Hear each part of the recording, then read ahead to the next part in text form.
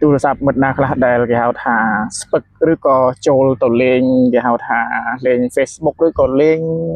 YouTube ឬក៏លេង TikTok តិចអីហ្នឹងគឺបានន័យថាវេទនាណាស់ហើយក៏យឺតណាស់បងប្អូនទាំងអស់គ្នាហ្នឹងបើសិនជាមិត្តណាដែលចង់ឲ្យទូរស័ព្ទរបស់យើងលឿនណាយើងធ្វើការលុបនៅចំណុចនេះមួយហ្នឹងហើយទូរស័ព្ទរបស់យើងនឹងគឺពិតជាមានលបឿនលឿនជាងនេះ10 ដងទៀតបាទតោះមិត្តយើងទាំងអស់គ្នាទៅលុបទាំងអស់គ្នាបាទកម្មវិធីជ្រោមណាបាទហ្នឹងហើយបាទចឹងបន្តមកទៀតគឺយើងមើលទៅខាងលើត្រង់កន្លែងចុច3ហ្នឹងយើងធ្វើការចុចមកបាទបន្តមកទៀតគឺមិត្តយើងទាំងអស់មើលចំត្រង់កន្លែងប្រវត្តិបាទយើងធ្វើការចុចមកបាទហ្នឹងហើយគិតប្រវត្តិដែលយើងធ្វើការចូលទៅលេងគេហៅថា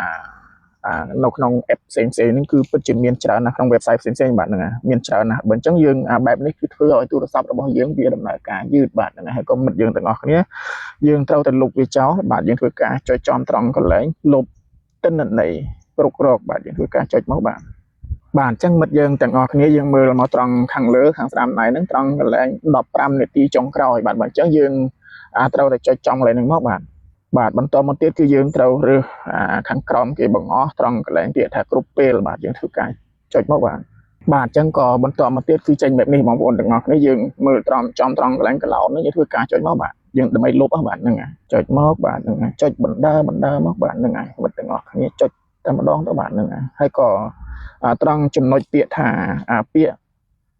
យសម្ងាត់ដែលបានរុករកត្រង់ចំណុចនេះយើងកុំចុចកុំធ្វើការគ្រីសវាបាទហ្នឹងហើយយើងលងខាងក្រោមនេះមកបាទបើអញ្ចឹងយើងធ្វើការចុចគ្រីសអស់ហើយ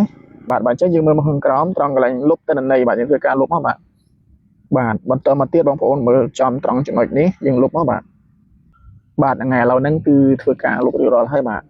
មិត្តទាំងអស់គ្នាបន្ទាប់ពីលុបរៀបរាល់ហើយតើមានលបឿនលឿនជាងមុនទេមិត្តទាំងអស់គ្នាហ្នឹងហើយបើសិនជារបស់ខ្ញុំវិញពេលដែលលុបហើយហ្នឹងគឺមានលបឿនគេហៅថា